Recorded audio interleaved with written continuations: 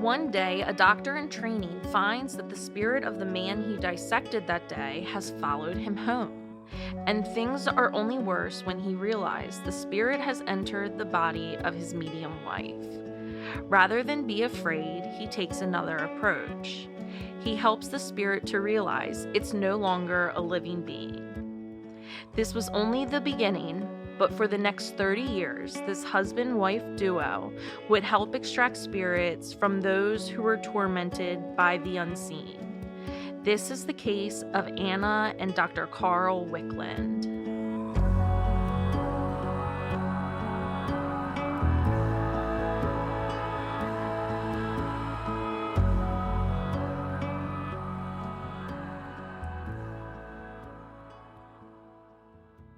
Welcome to another episode of Hosting Evil. I'm Jess.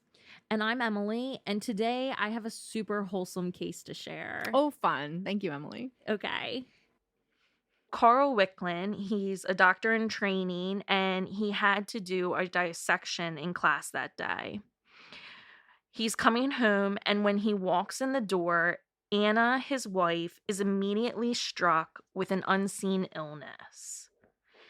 As Carl begins to help her to get to her chair, she then becomes entranced, and a voice emits from her body with a threatening gesture that said, "What do you mean by cutting me?"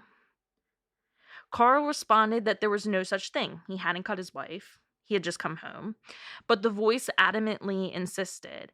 And that's when Carl realized that this must be the spirit that belonged to the body that he had been working on earlier that day. That is so creepy. Right? But because he's a believer, and this is actually the late 1800s, he's a reasonable man of spiritualism. And so he works to convince the spirit that he is in fact dead. And so it's weird because he's having a conversation with the spirit who's in his wife's body. And he's saying, "You're not a man. You're not alive. You're dead. I wasn't cutting you to kill you. You were already dead." And the spirit kept asking for chewing tobacco and also asking for a pipe to smoke. And Carl knew that this wasn't his wife. Well, yeah, I mean, what kind of wife in the 'Cause 1800s is like hated smoking on a pipe? Yeah, she hated it. Hated the smell of it, everything. So he knew that there was something there. So was her voice distorted or was it her Yes, voice? it was totally distorted. And so Carl was actually able to convince this man that he was not living and that he was inhabiting his wife's body. Was he like, look down at your chest? Yes, he said, one of the things that he would regularly say, and you'll learn, he says, "Look at your hands. Those are not your hands. Those are a woman's hands." I was going to be like, look at your boobs. Look at your boobs, right? And so he was finally able to convince him that he was inhabiting a woman's body, not his own, and the spirit agreed to leave. Just straight up left? Yep, and he was gone. And Carl even went back into school and found out that the body of that cadaver that they had been working on in class had been a heavy smoker. Get out. In real life. Oh my God. So crazy. Yeah. Right? Okay. So just a little bit of information for general understanding. So the first person that we're talking about is Carl Wickland, and he was born in 1861, and he was originally from Sweden. He had a number of siblings, but he immigrated to the United States in 1881 when he was 20. And then he marries a woman named Anna Wilhelmina Anderson in 1896. Anna was born in 1862 in Sweden, and she arrived in the United States in 1883. So they were a couple of years, they were just like a year off in birth. They even emigrated to the US like a couple of years off, but there's nothing really to support that like they knew each other or anything. So after they married, they moved to Chicago, and that's where Carl was attending the Durham Medical College. And then he would start his own practice in 1900. So it's at the medical college where they start to experience these spirits. And so Carl writes books. Wait, so she wasn't a medium until this? No. She actually was a trance medium. Like, she admittedly knew that she was a trance medium, but she hated it before this. She wasn't really into it. They did know, like, Anna knew that she had some kind of ability, and they actually identified it, or Carl identified it in his book as her being a trance So medium. how is that different than a regular medium? So a trance medium means that you go into a trance, you don't have control of your body necessarily, and it is then entered by a spirit. Oh. So think about, like, if you've ever heard stories about when they would do seances back in the day, the most common way that they would do it in this era, so to speak, was with like a trance medium, someone who kind of like their body becomes a vessel. Like the movie Ghost with Patrick Swayze and Whoopi Goldberg and Demi Moore. Yeah, Because he jumped into her body a to little bit, talk. yes, yeah. This and with this way, it's a little bit more so like Anna would put herself into a trance usually, but there are some cases where like a spirit is trying to get in touch with her and trying to enter her. And so that's what happened like the first time that this happened with them. Wow. That Crazy, is so crazy. right?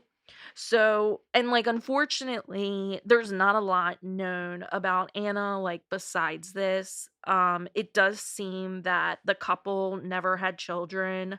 So, Anna's history is totally ignored because of the time period that we're talking about when women weren't really getting credit for things. And especially when her husband was a successful doctor, Right. So we right? don't know even if she worked, did she Yeah. not? Did she do What's her anything? astrological sign? We know nothing. I could probably figure that out. I didn't do that, shame on me. But anyway, But the point is we don't know anything about her. not a Not lot, much was written no. about her. And she is written about in news articles later, but it's only later, and it's always with her But she husband. was the conduit. You would think I they'd know. be interested in her. I know. And her husband does give her a lot of credit for stuff too. Wickland becomes a general practitioner of medicine, and he's a member of the Chicago Medical Society, and he's also working for like these big associations for the advancement of science, like very fancy titles, etc.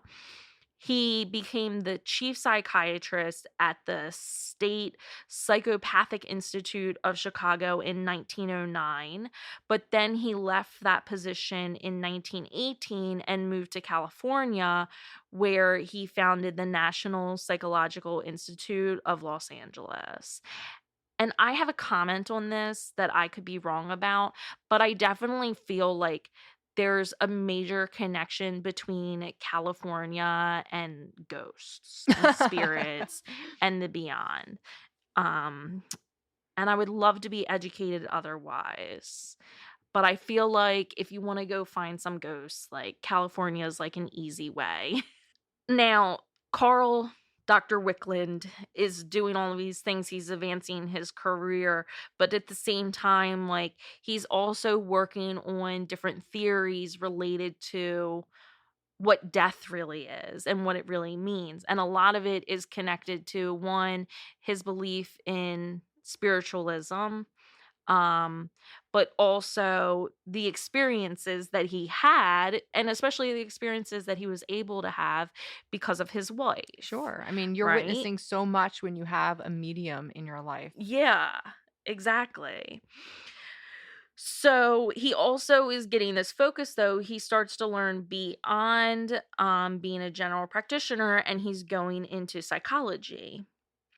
And so then he starts to become convinced that many psychiatric issues and illnesses are actually from the influence of the spirits of the dead. That's what he starts to think, to theorize. And so, one of the first steps that he takes, being a good man of science, is an observation. So, he would observe cases of individuals experiencing mental derangement and alienation as a result of attempts at automatic writing and the use of an Ouija board. Of course, the Ouija board shows up Right? in every single scenario there is possible. I Like, think did we just we figured it out. It's the right? Ouija board's fault. Get rid of all of them on the planet. um, so he observed these cases and confirmed that there was something more than what can be seen and recognized as phenomena. Like, it needed to be recognized as phenomena. He says, and this is a quote from his one book, such phenomena were frequently met with in psychic research, and stated these cases clearly proved that posthumous existence of spirits and their ability to communicate through mortals. So he's using his cold, hard science doctor brain to confirm spirits and their influence on one's psyche. I mean, I have to say, I think he's on to something. I don't know that it's as far to say as like, Well, we can argue it. yeah, Don't depression worry. is Yeah. caused by your dead Aunt Jane or so and so's dead aunt from down the street. Right. Yeah. But it's a little bit more than depression though, right? Oh, he's saying like full blown This is what schizophrenia you're is. gonna this is what you'll say. And I have examples of his cases that I thought that we could discuss. But first, so let's just cover. So he goes from the observation period, then he starts to do what he thinks is going to be research to prove that spirits do not realize that their human form is deceased, and that leads them to cause haunting behavior in the living. And so the technique that he is going to use to do this is what is known as spirit release therapy. And this is like I mean, you can read about this. This is a real thing. I Is it didn't currently practiced? it I'm Because I would go. yeah, spirit release therapy or SRT is a clinical treatment sometimes used with patients who appear to be possessed by a harmful spirit or entity and who have not responded to conventional forms of psychiatric or psychotherapy. Wow. I can't even like. So, Dr. Wickland is actually the second person, and the first person who used spirit release therapy, who is like who writes about it and was recognized for it, was Dr. Hislop, who is known best with the Gifford Thompson case. The artist. The artist and the artist. Yeah. Yeah. So Hislop created this technique and Wickland essentially follows it and kind of Wickland kind of continues the it. theory. Yep. Wow. So Wickland's book, which I've already commented on, the one was published in 1924, and it's titled 30 Years Among the Dead. And this is where he talks about all of his theories about all of this and cases. And actually, anyone who's interested in this podcast with a little bit of extra time on their hands could sit and probably spend hours reading through this book, because it's research from a real research person. So he literally has like the line by line conversations with through many of these therapy sessions, so to speak. Okay. Jeez. And the way that he would do this is they would do seances. Right. So they would do this when the patient wasn't present sometimes, but then also like he kind of had, I don't know if he had a clinic or if he just had like patients that he would see, but like he and his wife would go and visit patients and do this therapy in order to free the patients from whatever Was ailing them. was ailing them. Did it Work? Yes. Get out. Yeah, it really did. I think it did. So I just want to cover a little bit about his theories on death because I think that they're really interesting because when we talk about like possession and exorcism, we're so used to hearing it from the Christian or the Catholic standpoint. And so this is almost like a scientific approach to it As scientific as you as can get on this scientific as case. you can get in such cases. So he believed that death is not real, but that there's a natural transition from a visible world in a living body to an invisible world where the person is now only a spirit. And he says that there are advanced spirits, or he also calls them strong intelligences, and they are helpful and they actually communicate with humans. So like if you think about like a medium who's contacting. So these advanced spirits, those are the ones who can communicate with humans. Um However, there are times when they are unable to help some of the spirits that don't make that easy transition from being living to being dead. And because it's so simple, like it's such an easy transition to make Oh, is it? Is it really? according to Dr. Wickland, that some spirits like can't even Or realize process that they're dead. that it's happened and Yeah, that I they're could see that, dead. especially if it happened quickly, right? They say people that, like, Right. pass really quickly Like if get something confused, happens or in like a a car moment of accident. trauma.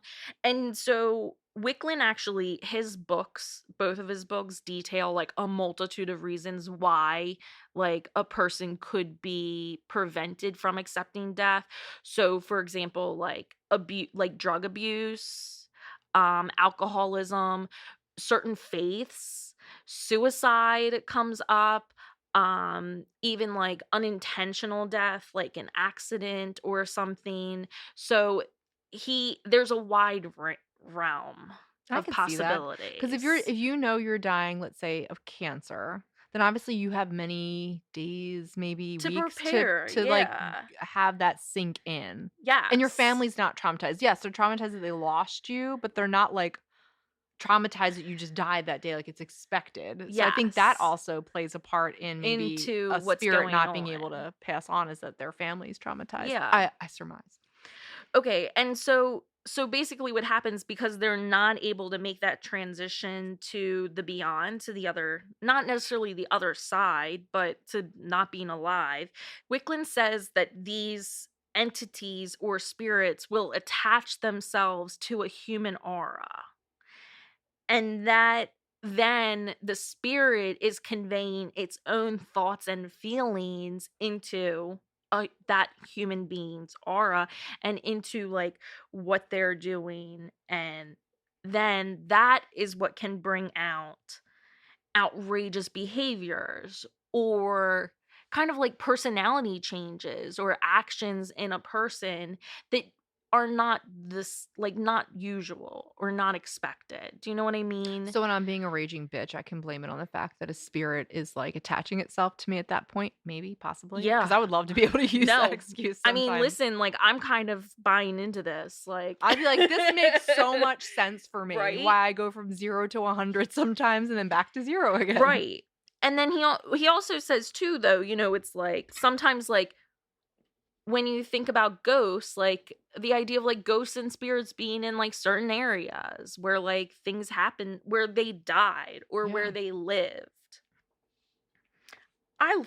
I love this idea. Like I'm You bought so into it? I bought into it like You're getting a tattoo about it? yeah, they know my life insurance policy number, like they're listed. As your emergency It's a contact. yeah. "If dead, I will contact so and so." Um, there would also be times though where they would need to use an electrical shock that would have to be administered to the patient to force the presence forward.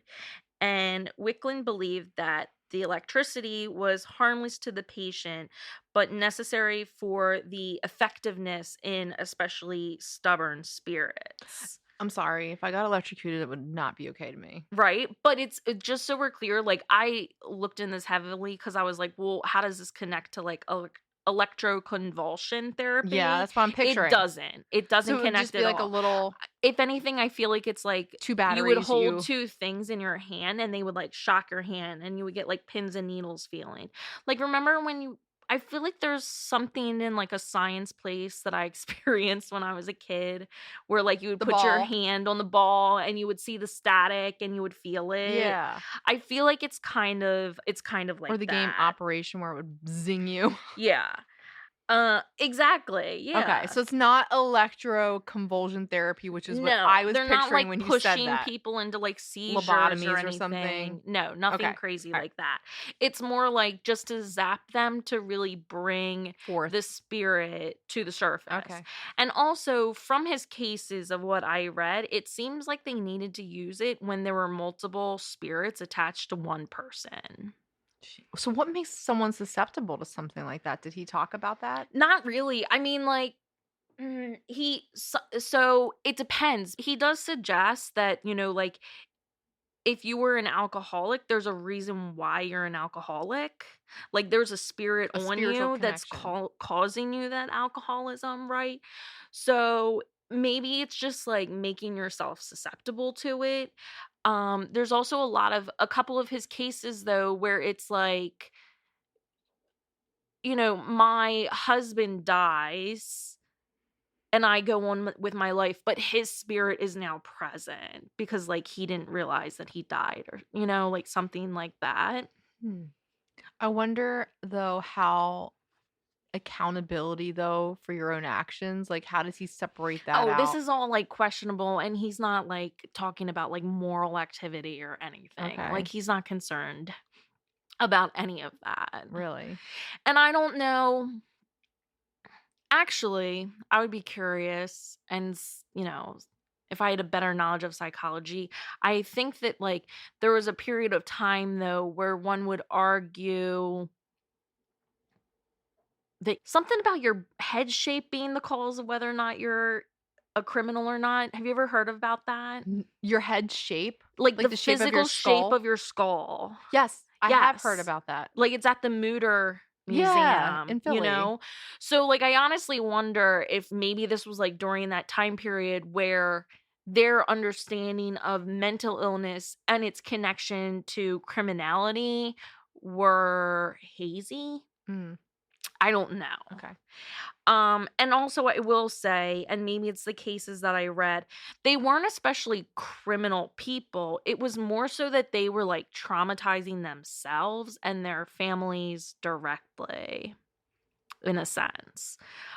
So for example, like with the Ouija boards that he observed those cases, there was this one woman who she played with an Ouija board and then it led her like she would run out into the street and throw herself into the mud over and over again, almost like Annalise doing the Mhm. genuflections. Yeah.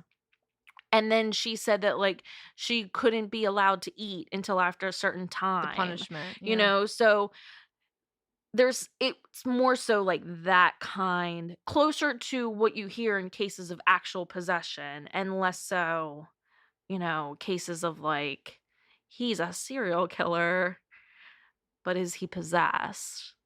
No. Right. Yeah. So, another part of this, just to be clear, is what they would do when they would shock the patient or just in general, when they were visiting with the patient, the purpose was to bring the spirit into Anna, into her body. And essentially, she kind of became like a dungeon that could withhold it. And then Dr. Wickling could essentially do the exorcism that would then release the spirit to From death. everybody. Yeah, from everybody, like from the natural world. And so, Anna and Dr. Wickland, they believe that she was protected from any negative or rogue spirits by a group of advanced spirits that were called the Mercy Band. And these spirits spoke through Anna to Dr. Wickland and essentially told him that Anna would be a suitable instrument, and they claim her Oh as my like a god. suitable instrument that would allow them to care for and instruct these ignorant and lost spirits. Us ignorant lost spirits. In Dr. Wickland's eyes, like, his work with his wife is, like, all for a bigger purpose, you know? Like, he's changing the world, like, he's helping people, and he even believed that the Mercy Band was present that first day that that spirit came home with him from his dissection, and he believed that him and his wife had this purpose to help bring humanity to the realization that death was a simple transition that doesn't need to be, like, fought. Right. And that there's also an importance and a rationale for, like, becoming a spirit and to, in a sense, like, to kind of have respect for it. Okay, so let's hear some examples of their work exorcising these dead spirits from the living. In one case, a patient was given electrical treatments to bring forth the spirit of a little girl named Minnie Day. And so what happened was the woman that had Minnie's spirit in her was like acting like a child, even though she was an adult. And she kept complaining that she had a headache and like pain in her head. So they use the electrical shock and they bring Minnie into Anna. Okay. So Minnie claimed that first she complained about the pins and needles that were caused by the electric shock. And then she starts to claim that she's afraid of her father and that he had hit her on her head. This is actually like a conversation that's going on between Minnie and Dr. Through Wickland. his wife. Yes, but it's really like Minnie's voice. Like his wife doesn't have control over So anything. she always sounds different when these Mhm. spirits, because she's emulating their voice when they were in human form. Yeah, exactly. So Minnie starts to call for her brother. And then she starts to continue to express fear that she feels like she's seeing her father. So Minnie is like seeing her father as if he's really there and as if Minnie is really there. And then she says that her ma is calling her and telling her to come to a new home for her and her brother. So Dr. Wickland is like continuing to work with Minnie to try and get some information to help Minnie realize that she is dead. Minnie reveals that her mother had died, and after her death, her father was very mean to both her and her brother, and that he would hit her so many times. And she just kept feeling like she needed to run and she didn't know where to go. So Dr. Wickland keeps working to convince Minnie that she's dead and that she's not in her physical body. And one of the things that he does is he tells her, he's like, "Look at your hands. You're in my wife's body." And she's like, "Oh, look at my hands. I have a ring. I shouldn't have this ring. How did I get this? Like, take this away from me." And Dr. Wickland's like, "No, You're not you're in understanding. my wife's body." So then Minnie explains that the patient with whom she had been possessing was actually possessed by multiple spirits. And Dr. Wickling confirmed in the notes that there had been a tormenting spirit brought from the woman just 2 days before this day that had been like this menacing, mean man. So Minnie is crying that she doesn't know where to go. And Dr. Wicklund is explaining to Minnie that she was in the body of this woman and she had been badly influencing her, and that he had to get her there with the electric shock. This is crazy. Oh, and sh can she see the other spirits that are Yes. So it's like Minnie can see like what's going on in her realm? in her realm within those spirits. So he proceeds to explain to Minnie that she lacks a physical body, and that she had been existing in this other woman's body, and that this woman was being forced to act in this same like full blown paranoia and fear that Minnie was experiencing, and the headaches, right, that I mentioned.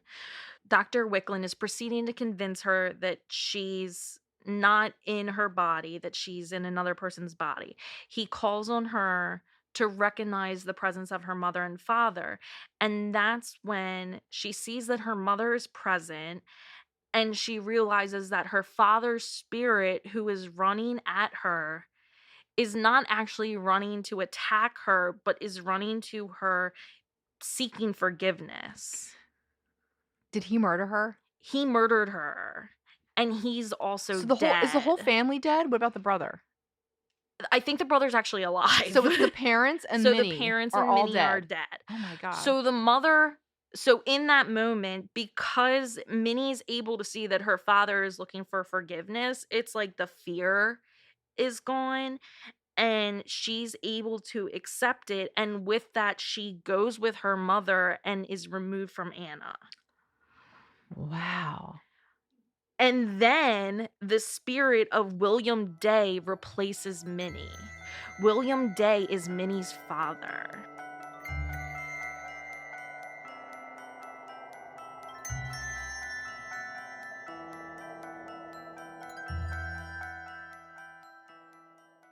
Ugh.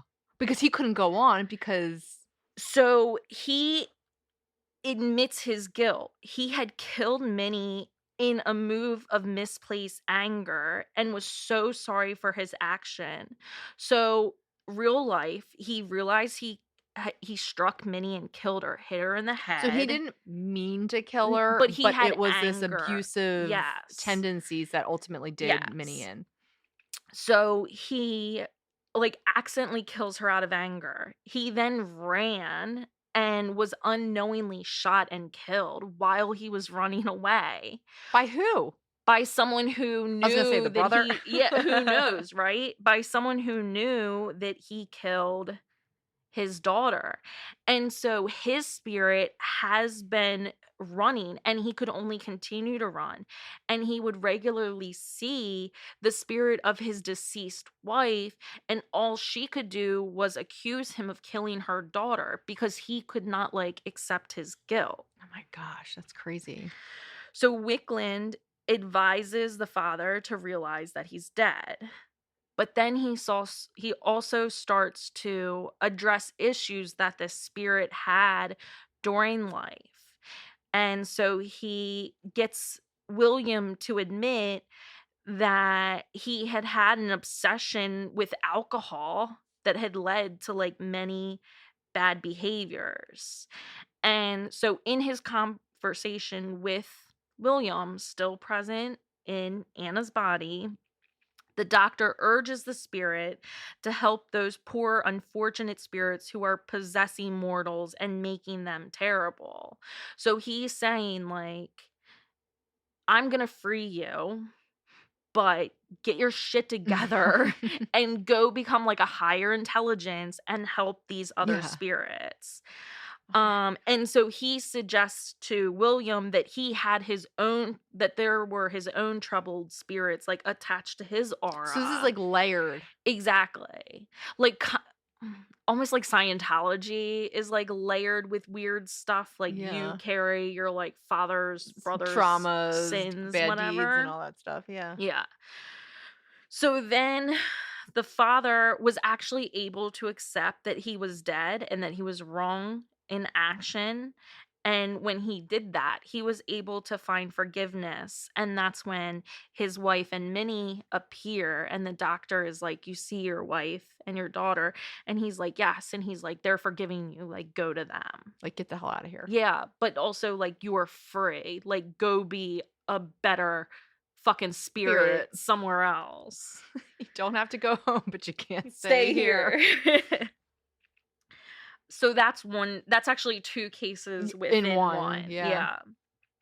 Yeah. Um, so then another thing that came up too is, like, there were cases I had to look for it, but, like, there were also cases where the patients would attempt to fight or have to be restrained when they were, like, attempting the seances and stuff, which kind of stuck out to me because that's something that, we hear about in possessions and during exorcisms a lot. And also there were times where, like, Anna would also have to be restrained, um, when A lot of times those trans mediums, you see they have to get their arms, like, tied down to the chair Yeah, because they right. know sometimes it can become violent behavior physical. Yeah, yeah. And also, I read some silly articles, like legitimate news articles where, like a murderer would take over Anna's body and would be like, "I killed so and so." Um And maybe wanted to kill again, so they're Right. gonna try, Yeah. yeah. And also the spirits would complain about the electric shock, and then they would also complain that they were, like, stuck in a dungeon. And Wickland would be like, "Well, that's because you're not human." Oh my god, could you imagine the You're conversation? actually like In my you're wife's like uterus attached or to my something, that's yeah, what you're I'm like picturing. attached to my wife's like aura, you know? My god. Okay, so here this is my other last case, and it's a simple one, but I think it's really interesting. So, a well-known man from Chicago, he's only identified as Mr. M, because his family was like really well known and established. So, Mr. M started acting weird, and he shuns his wife and his child, and he begins to tell his relatives that he wanted to live on a higher plane and he didn't want anything to do with them. And then one day, out of nowhere, he packs up his belongings and he takes off to go rent a small room in a really poor area in town. So this is like a wealthy dude, his shit together, he's got a wife and a kid, and then all of a sudden he like wants to go be poor. So the Wicklands are approached by family member who knew about what they could do and was like, "Hey, can you help Mr. M?" So they agreed that the next time that they were going to have one of their psychic circles, they would do this. And that was one of the ways that they helped people. And so they decided that they would concentrate on him. So while they're doing this, the spirit comes to control Anna and she reveals that she's actually Mr. M's first wife. And then she tells her story. Wait a minute. Yeah. So his first wife is Was now possessing dead, him? possessing him. Get out of here. I would die if my Right? ex-husband came back from the dead to possess me. That'd be Right? like my worst Worst literal nightmare. nightmare.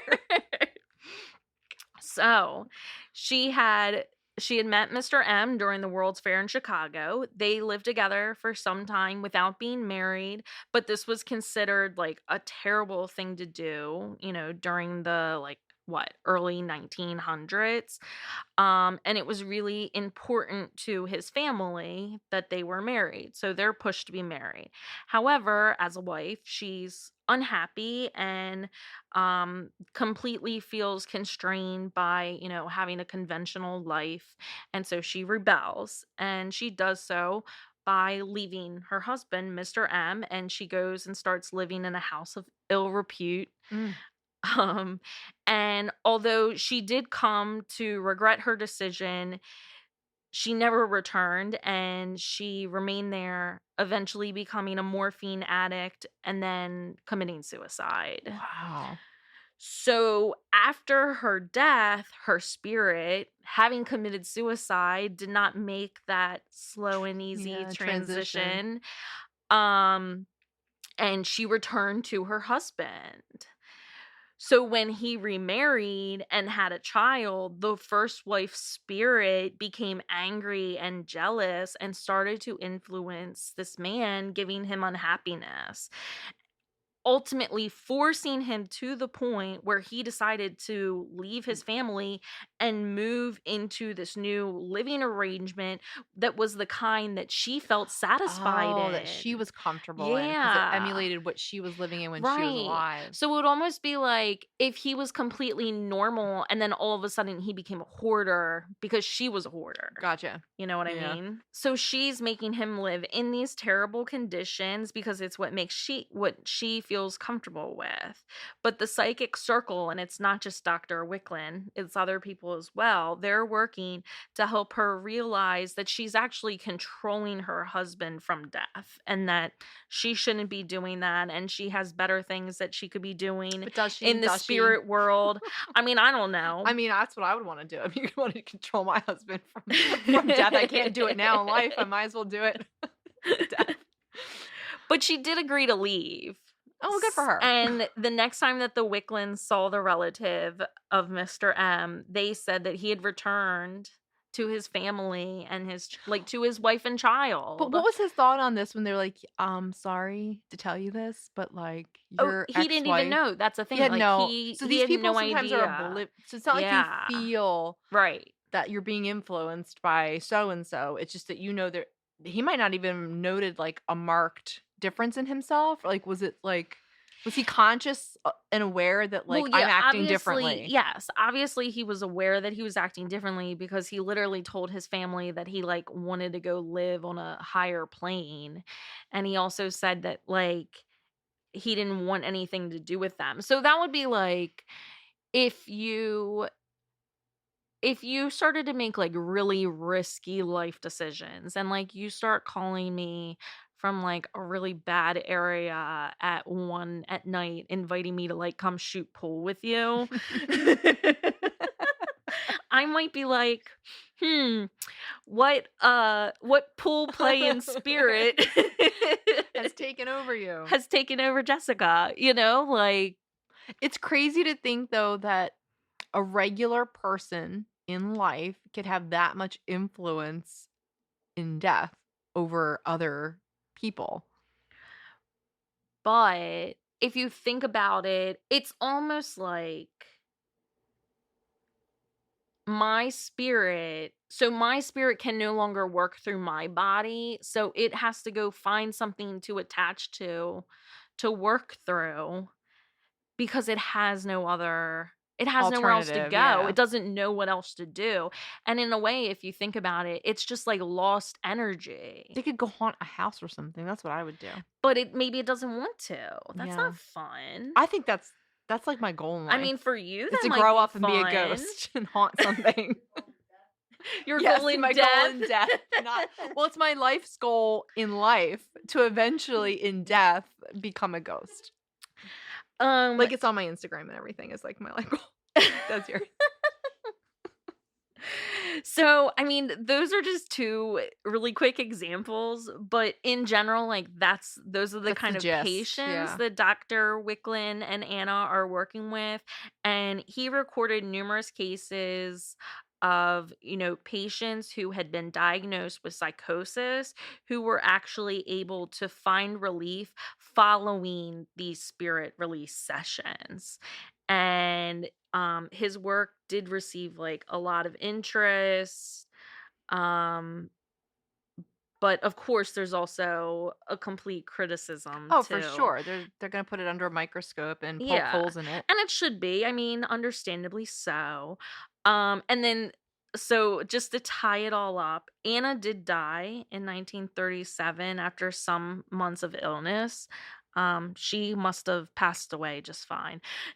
I'm She sure she must have did. transitioned She must have the really quickest well. transition on the planet. And then but after her death, Wickland went he went looking for a new fucking trance medium partner. He did. He couldn't because he probably Yeah. didn't know how to do it without her. Yeah, I don't know. 'Cause Or did he I'm just sure they did that for or years. yeah, well, 30 years was the name of the book. Oh, yeah. Well, he probably just didn't know how to identify Well, without that. yeah, and like Did he marry someone? no, he didn't. Well, and so he approached a famous clairvoyant and trans psychic. Her name was Bertha Harris. She was in the UK, but she declined. So he never found anyone. No. Yeah.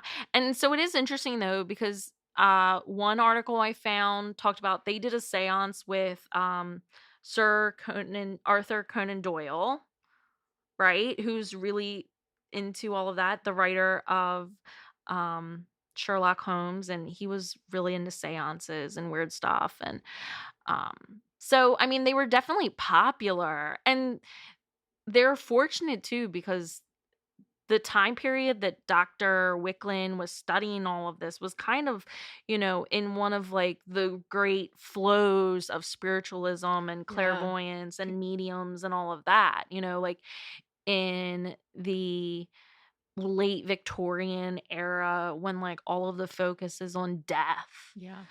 Um, Well, even, like, going back to, like, the 1940s and 50s, like, I'll watch old black and white movies that I love, mhm. and they will be heavily influenced by the cult, the plot line. Yes, And it's, 100%. like, always trips me up because I'm like, "Wow, they were, like, super into that," and then they super weren't for a Right. long period of time. Yeah, And then they were again, and then they weren't for a really long period. It's weird how it has that, like, ebb and flow. for Like, sure. it's weird to see a black and white with, like, seances as, like, a normal part of their Tuesday. And I think that it's just because death was so easy to happen back then, like you could die of literally anything. Anything at a young age, yeah. So it was unexplainable in many ways because we lacked science and Yeah, people were stuff. seeking answers. Yeah, right. But I thought that this was crazy because I wanted something different than just like a Catholic Or exorcism. demon Yeah, or possession. a demon possession. But I mean, if you think about it, those spirits were doing just as much damage in some ways Sure. as a demon might in one's life.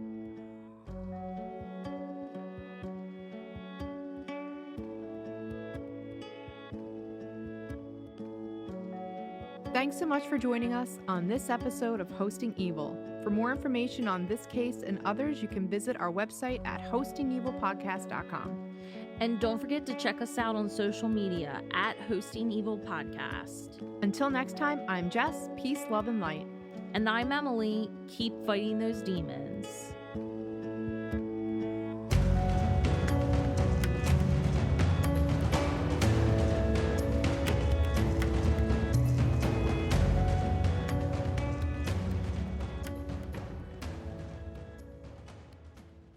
Hosting Evil is recorded and produced by Carly Strange at Rockdale Studios.